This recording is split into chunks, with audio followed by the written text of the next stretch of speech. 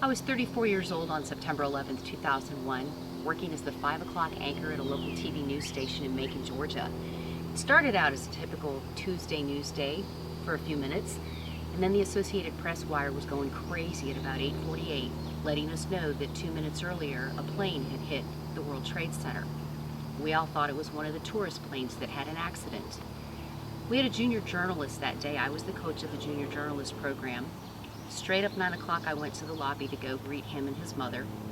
And this 12-year-old junior journalist, his mother and I are watching live TV when Kevin looks and says, "Oh my gosh, what's that?"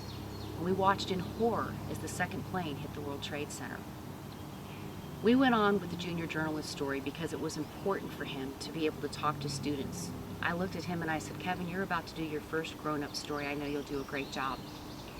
And there was much more chaos that happened. As you know, by the time we got to the school, students were terrified, teachers were scared. Kevin did a great job. We got back to the newsroom. Everything was so chaotic. Phones were ringing off the hook. People were scared. We realized that day in news how important local television news is to viewers. We had 250,000 viewers who were so afraid for their children and for themselves, and they wanted answers, and we needed to give it to them.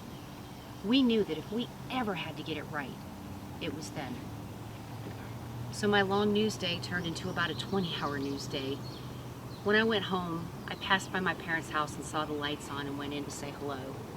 My father, who had been retired 32 years from the Air Force, was in his closet, trying on his uniform. He had his duffel bag packed and he was ready to go. The most patriotic man in the world I knew was ready to abandon retirement for the country he loved. He said, "Not my America." My dad passed away 5 months later of a heart attack, and I wanted to honor him.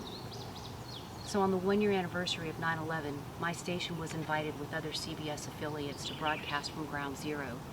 My family took a patriotic tour from my dad, and we took him to Washington, D.C., Philadelphia, and ended up at Ground Zero. The spirit of America truly came back to life through the tragedy of 9/11. I know we still have it in us.